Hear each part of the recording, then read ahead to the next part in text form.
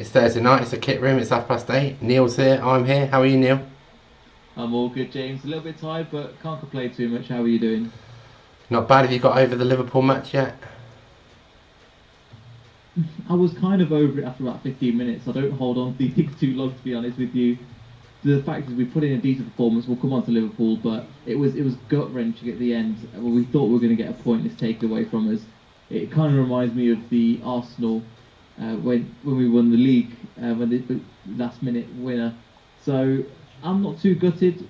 We played well. We'll touch on formations and stuff and how we could improve later on. But overall, I'm more than happy with the team performance. Yes, we can make improvements, but we're definitely heading in the right direction. If everything can kind of sort out with if all the little bits can get ironed out, this team will really fly. What do you think?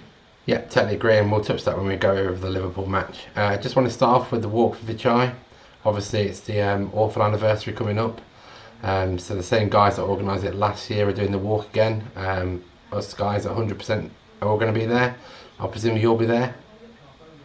Unfortunately, I'm in London that weekend. It's really unfortunate. I would love to be there. I was there last year. I was helping out alongside yourself. Yeah. But unfortunately, this weekend it's just come at a bad time that I'll be down in London, unfortunately. So I'd love to be there. I'll support in any way I can, but I can't physically be there, unfortunately. Okay, well, I think there'll be thousands there again as usual. It'll be a great event. Obviously, it's a sad tragedy, which is obviously October the 27th. So I think those guys at 100% will be doing some tribute things as well. Um, so yeah, I think just get all your friends down there. Anyone that's watching this, invite your friends, invite your family. Search for Walk for Vichai on Facebook. All the details are on there. However, we're helping with the guys a lot, so we'll be posting all the stuff that they post on theirs. So if you're on our page anyway, just follow us, and we'll give you all the updates needed. And we hope to see you all there on the 19th. And then after the walk, obviously, we'll go on and thrash Burnley. But no doubt we'll talk about that in our preview show next week. Yes, with international break this week. Right now, on to the Liverpool match. Yes, the Liverpool match that where stats looks like they went against us. Hey, Yeah, but yeah, I think it was a great game. Really entertaining.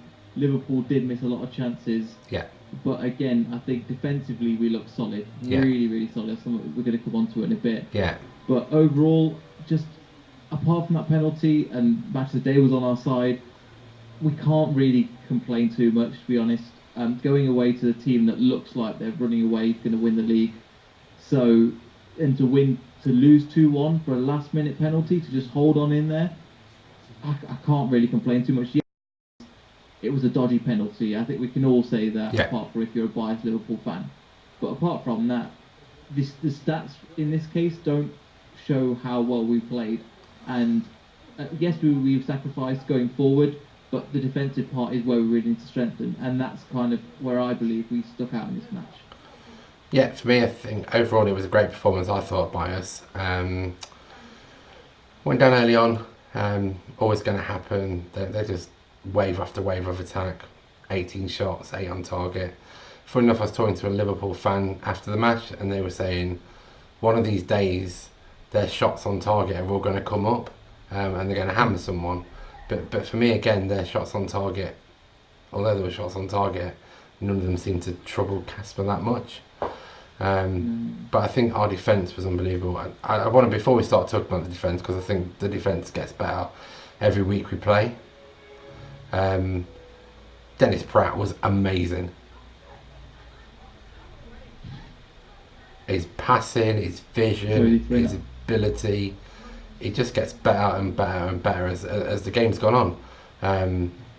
I thought Maddison played well coming back from his injury. Tielemans seemed to be a bit off, but coming back to his best a little bit. But Dennis Pratt was just unbelievable, considering what we paid for him. And I know the Sampdoria coach was saying how amazing he was. He simply is. Yeah, I agree. But it's how do we shoehorn him, Chowdhury, no, him, Ndidi, Tielemans, Madison, all into the team in one go. At the end of the day, I did think he was a backup player, and he's really took into like a duck to water in that game. And even the shot that he put away that was just shy of the post, It was just a great sign to see. I thought initially he'd been brought in as if somebody came in for a bid on Maddison, if somebody came for a bid on Tillemans, he would be the player to step up in the same way that we had Soyuncu brought in. But again, I can see where the manager wants to play him. It seems like his synergy is very good with Tillemans. It seems like he knows what he's doing in the team and his role, and his ability to drive. But we saw an all-round defender there, and playing the 4-3-3 really works for him. Going forward, he'll probably drop out of the team, in my opinion, to try and get Maddison in that number 10, which we'll probably come on to in a bit.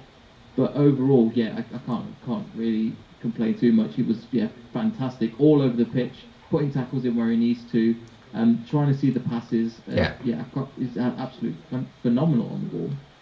Yeah, and I was a bit disappointed when he came off. Thought he was having a great game, but obviously tactical change. He wanted to kind of shore up the midfield and defence to try and keep the point. And I think by that time it was the right move to do. It's pointless to keep attacking because we weren't really getting the shots on target we needed. I know Vardy had 2 clear-cut chances, which I thought we should have done better, because there's them kind of chances and few chances that you need to hit the target or at least make the goalkeeper work. Yeah, I get you. It definitely is something that was lacking in this game, but we had to sacrifice that. If we were going to go to Anfield and get a point, it was going to be highly unlikely that we were going to win. I know we were saying that there could be the opportunity to win, and we nearly came away with a draw. Yeah. But to go there in the form that they're in, and we did mention on the live stream I did last week that their defence is a bit dodgy, but they seem to have put that right, and they seem to have struck us where it hurts at the same time. So to stop them attacking was probably the number one priority, to defend well.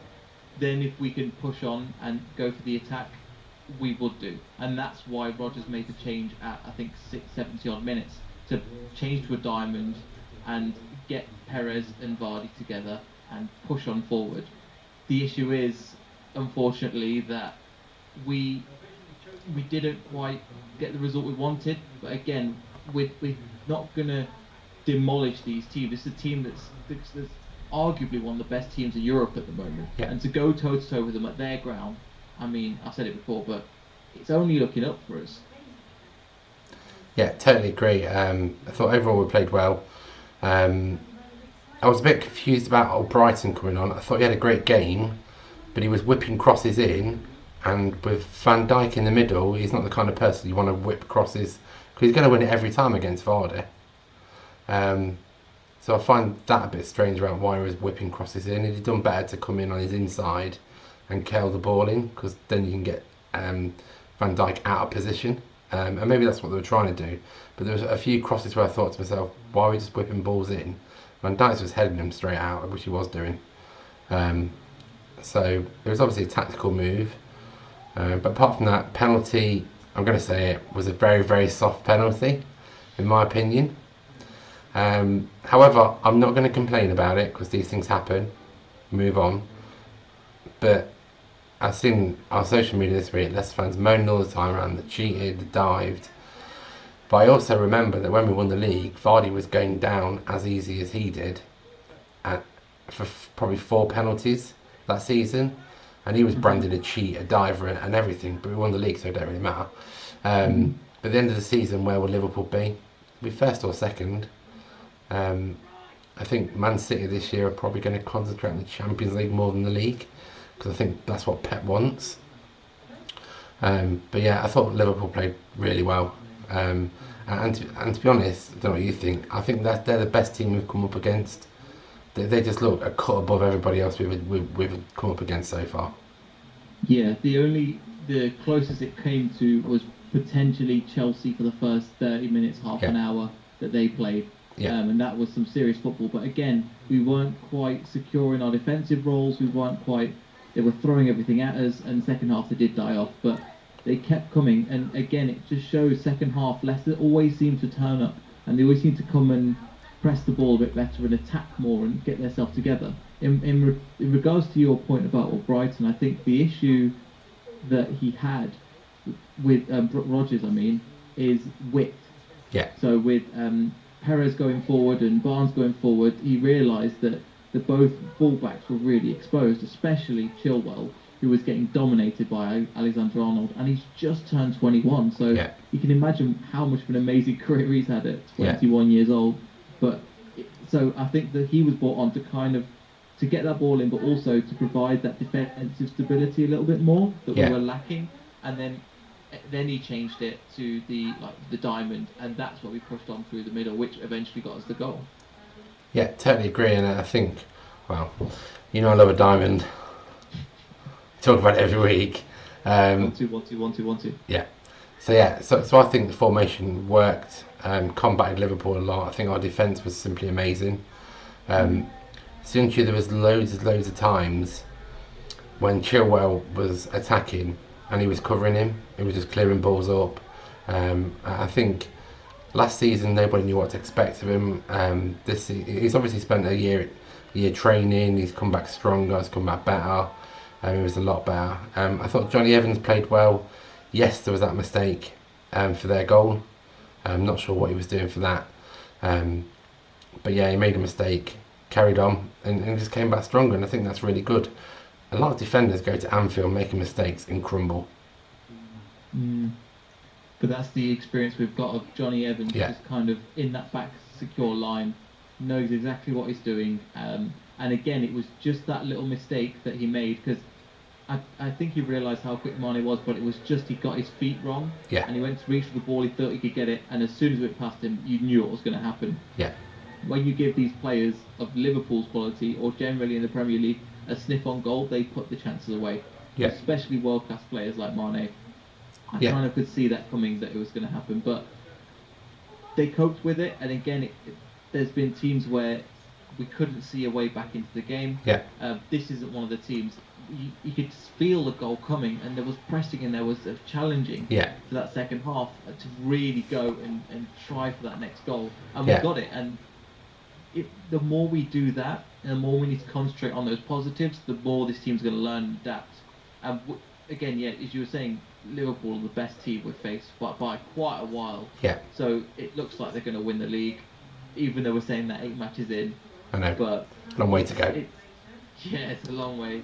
Yeah. But at the same time, they're just a cut above everybody else. And with this form, it just seems like, and also it looks like at the moment, Mane is just completely unplayable. Now, to shut down a player like that has been brilliant for us, to be honest. With a player that wasn't past his prime, but he's still an older player in Evans, and then Soyuncu has still got loads of headroom to develop. It could have been a riot, and it was a match that we were worried about with Soyuncu. The fact that he could see penalties, give away silly free kicks, and just all this kind of stuff that could have gone a lot worse. But it actually, in fact, went much smoother than everybody expected.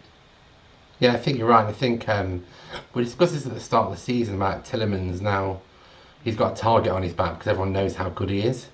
And I noticed in the first half they were nailing him proper. I know he got fouled loads of times. He got stamped on the back of the heel. For me, that was probably yellow, maybe Virgin on it. I don't think it was quite a red. It was definitely a yellow. But they were nailing him left, right, and centre because they know he's the danger man. And I think I've seen a lot of teams do that. And I know you want to talk about the Hamza challenge. Yeah, so it was kind of I thought I'd say my two, because a lot of what I've realised is that a lot of this stuff hasn't been reported in the media. Obviously, as Leicester fans, we've seen it, and the outcry and some of the awful stuff that's been said about him. Yeah. Just there's all sorts of. I don't want to go into too much detail and try and make these people infamous as well. Yeah. But we should just, as a team, as a city, as diverse as we are, and him being a local boy and being the first Asian footballer as well, a British Asian footballer to come from Leicester, is something I'm super proud of. And just to kind of get behind him and back him and push him wherever we can, because there's always going to be the racism out there, whether it's right or wrong. It's gonna come and face Hamza especially, and the other players of ethnic minorities as well.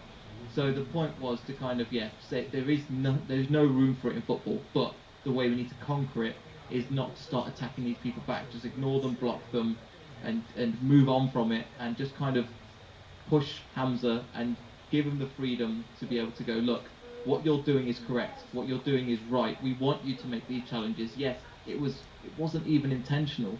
No. Similar to the Alexander-Arnold, which again that got no attention, but the attention that was on this tackle, for whatever reason, was a lot more. So maybe because Liverpool have a bigger following, I'm not going to speculate, but just to everybody out there, just coming from somebody that's from an Asian background, from Leicester.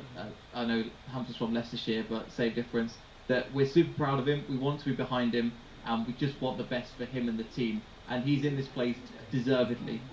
So I'm just really looking forward to the future with Hamza. He's developing his game, but again, he's just got to be careful of this, that, and the other. But apart from that, we're behind you, Hamza. We're here to support you, and just keep doing what you're doing, and don't let the trolls get you down. Because speaking on behalf of all Leicester fans, we're more than happy to have you in the team, and just to move things forward. We don't need this stupid comments to really impact you, because I think is a genius player, to be honest, and there's not many players like him, and he's got a great future, hopefully, in the England squad as well. So to have that representation, it's something that I've wanted for a while. So yeah, that's my 2 cents on it, and I just thought, hey, if it helps one person, if it offers a different perspective, because there's been a lot of like negativity and saying how bad is racism, and unfortunately that's something that's always going to exist in the game. So just kind of a message to everybody out there, just to back Hamza, sing his name when he comes on, hopefully if he starts against Burnley. And yeah, that's just my 2 cents on it. Yeah, totally agree.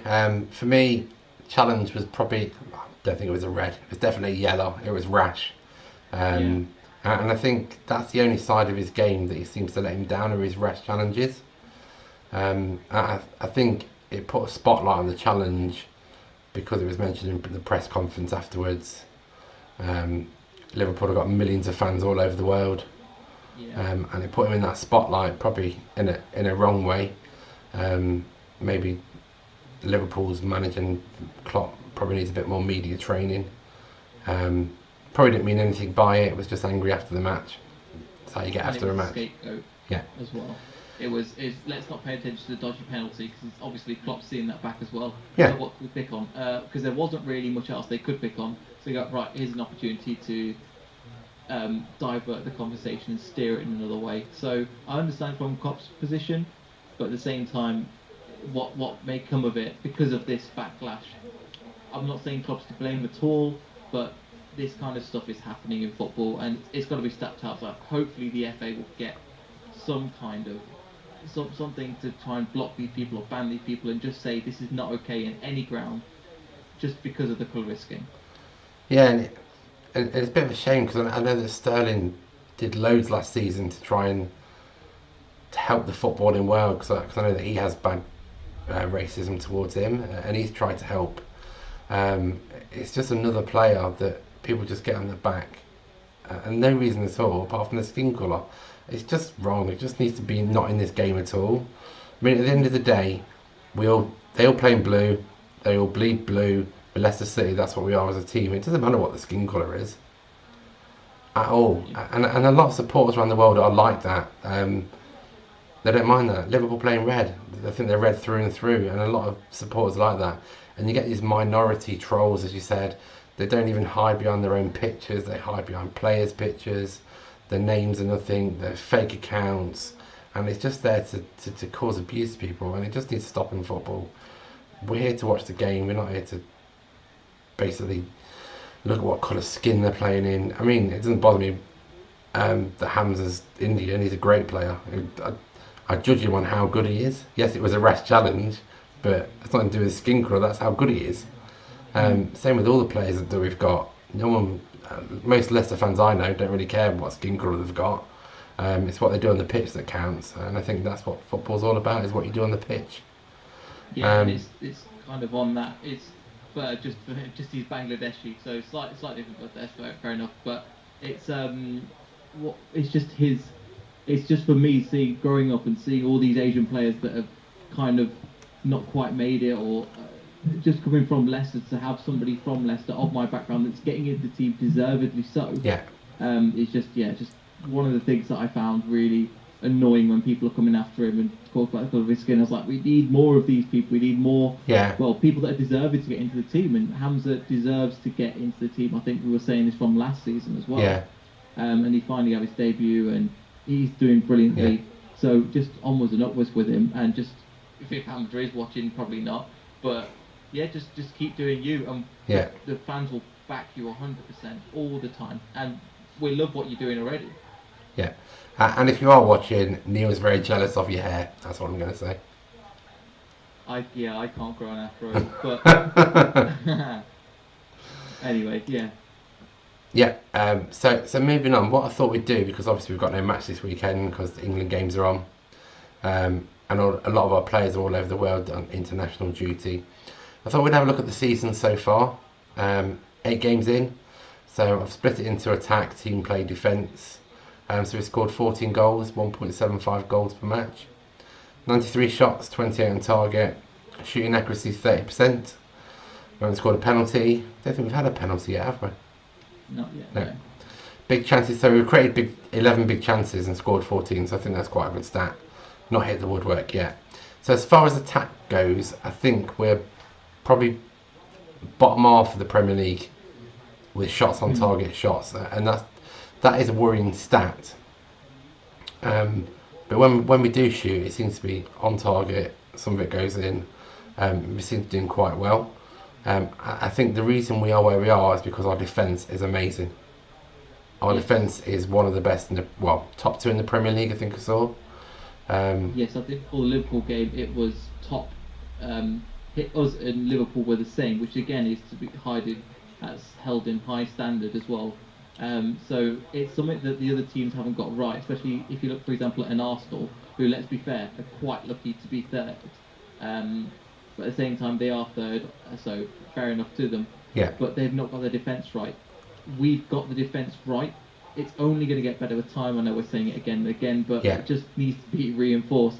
And if you look at the statistics with the clean sheets, 2 goals conceded 8, which is fantastic. Yeah. Saves 21, tackles 177, tackle success 58%, block shots 23, interceptions 103, clearances 165, headed clearances 76, aerial battles 1603, errors leading to goals 2, and own goals 0. Yeah. So we knew coming into this season that Soyuncu was going to be the weak spot. It was going to be the point where hopefully the team would mould around him, and he would be the firework a little bit. You don't know what's going to happen to him, but he's settled into that role better than anybody can really imagine. Because if you said to him, if he gets the performance against Liverpool, if you said he would do that at the beginning of the season, I wouldn't have agreed with you, to be perfectly honest, even though I'm a big fan of his and his development as well. But again, saying that the defensive stats with him, Evans and Soyuncu coming together is looking great. And I think we're a quarter of the way into the season now. We're about there, so this is a good example of where we are. Defensively, we're solid. It seems like they all understand their roles. We'll get onto the full backs in a second in the next scene, but for now, we just the partnership them two have got together is only getting better every week. Yeah, and I think we'll touch on defence again in a minute. So for me, the attack's a bit of a worry. We're not shooting enough. We're not getting enough on target. But look at that: 4,166 passes, 520 per match, 81% pass accuracy. That means we're playing well. We're zipping the ball about. We're passing to each other. We know where everyone is. 163 crosses. And the team plays really good. The attack's a bit, but defensively, 2 clean sheets. Goals conceded 8. That's 1 a game. Yes. Let's be honest, that's a great stat. Saves are quite low as well, which I think's more credit to the defence than Casper, if I'm honest. They're stopping them. They're not getting that far. I mean, look at one of the key stats for me on there is errors leading to goal 2. We've only made 2 errors that have caused goals. You would expect Soyuncu to at least 3 howlers by now. Yeah, which he hasn't, which is brilliant. And everyone like said, well, Evans will help him and Evans will do that, whereas Cags has just been the strong point in that back four. when Chilwell goes up the pitch, Cags just covers him like he's a left back, like he's one of the best left backs in the world. And then he goes back into the centre and sweeps the ball up, and he's really good. Yeah, he's always going to have errors in him, as most any player that's not got an error is not really a player, is there? There's always going to be some times where they're going to make errors, but 2 for goals, no own goals. Aerial battles won 603. That's how good them 2 are in the air. Headed clearances, interceptions 103, block shots 23. So for me, the defence and the midfield are playing really well. It's just the attack. Now, whether that's because teams are basically parking the bus and sitting really deep, and it's difficult to break them teams down. Yes, we know the Man City's and Liverpool's find it easy because of the players they've got, but we find it difficult to try and break teams down. And maybe that's why I attack, because a few of the games this season, people have parked the bus. I expect Burnley to do the same next game, although Burnley up there with us as well. So it looks like a bit of a crunch game. But for me, defence, midfield playing really well, passing it, no real problems. The attack's probably the shooting accuracies. We're not getting enough shots in. And it is difficult when teams sit deep to try and get shots in, because all they do is get men behind the ball and just block. So what I thought we'd do, I thought we'd look at the 2 fullbacks. So Ricardo and Chilwell. Ricardo's played 8, Chilwell's played 6. So again, going forward, brilliant. 482, 443, 79, 76. I'll touch on the tackles in a minute. Crosses 15, 21, aerial battles 11, 16. So I think the final 2/3 of the pitch, we're playing really well. The fullbacks are, the wing backs are. Ricardo's 35 tackles. That's number 1 in the Premier League. Wow. He's joint first with Ndidi, 35 tackles. So we've got joint first for the whole of the Premier League, 35 tackles. Chilwell's only got 9, and of the 9, he's only successfully tackled 4 times. That to me is a worry. On a normal day, that would be a worry for me. However, as we've already said, Cags is covering for him all the time. So that 9 tackles is not bad at all, because Cags is doing all the work. Whereas Chilwell's main game this season seems to be the first 2/3 of the pitch, not our defensive third. Because he's got the cover to do that. So I think a lot of the time when Chilwell goes forward, I think we go to a back 3, because Cags moves across, Evans goes into the centre, Ricardo comes in a little bit, and then Diddy drops to anchor the defence, and I think that works really well. So although it looks like he's not really been tackling, maybe that's because of this new formation they're playing. Yeah, and just on that as well, even we were just talking about how good the defence was earlier, and that's because to have a player that's the number 1 tackler alongside a central defender, Yeah. as well as Chilwell, who's not particularly defensively minded, but he's still getting the crosses in and he's still attacking the ball. Yeah. It shows how malleable the squad is, and these players that are not playing in their natural position, like if you take it back to a few seasons ago, the title-winning season, where you've got Ricardo, you've got Fuchs on one side and Simpson on the other. They were very static. They didn't move around, they didn't overlap. They just played in their position, and they needed to at times when Mahrez on the right-hand side was doing all of his tricks and lose the ball.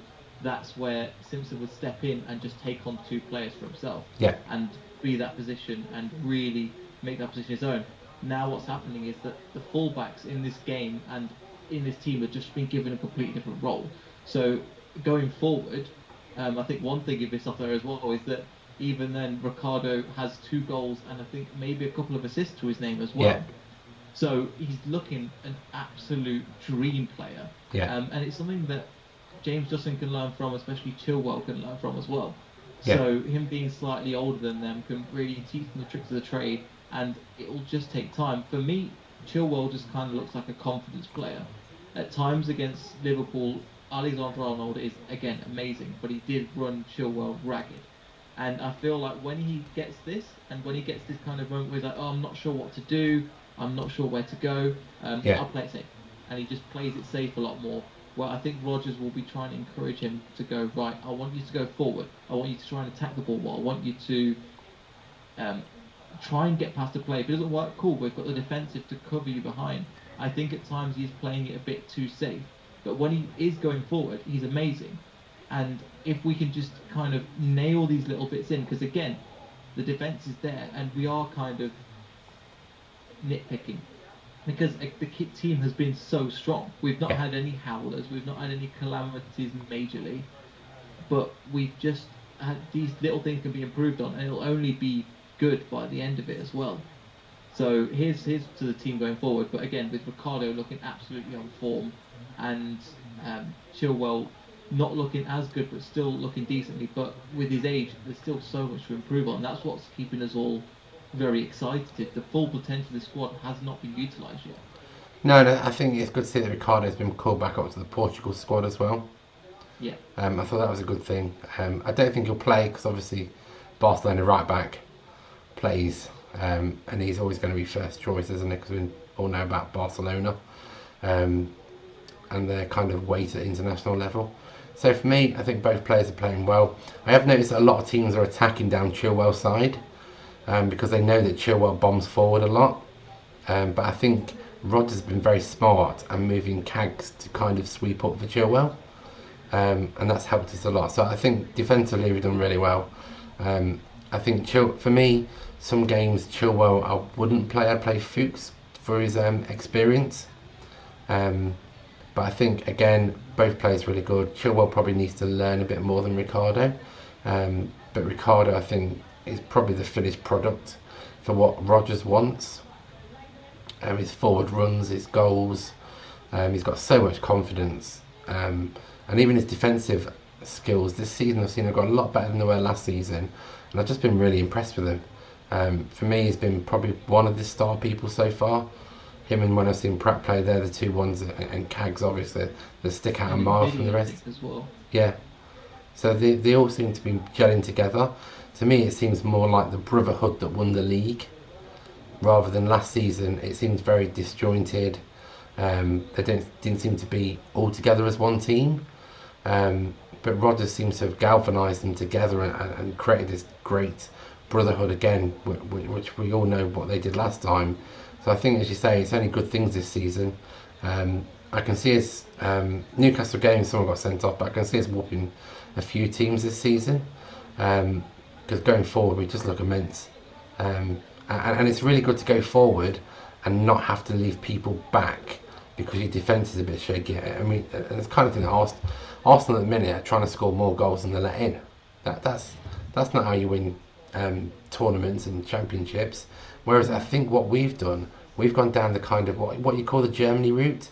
We've got an amazing backbone, amazing defence, not leaking many goals, and as soon as you get your forward line firing, you then become the best team in the league because no one can get past you and you're scoring goals. And I think that's what we need. When we won the league, as we know, every single shot was going in. It was one of them seasons. So we just need to get our shot accuracy up in a few more goals and with confidence, and I think it will start to kind of gel a bit more. But as you say, we've got the makings of a brilliant team. We just needed to get the attack firing on all cylinders like the rest of the team are. Yeah, I think it'll just take time for Perez to quite come into the team and for Vardy to kind of understand exactly his role, because I think he's still quite fluid. He's moving out to the left, moving out to the right, playing centrally. He's still, and again, we are nitpicking because I've been more than impressed with the team so far, and it's been brilliant to see.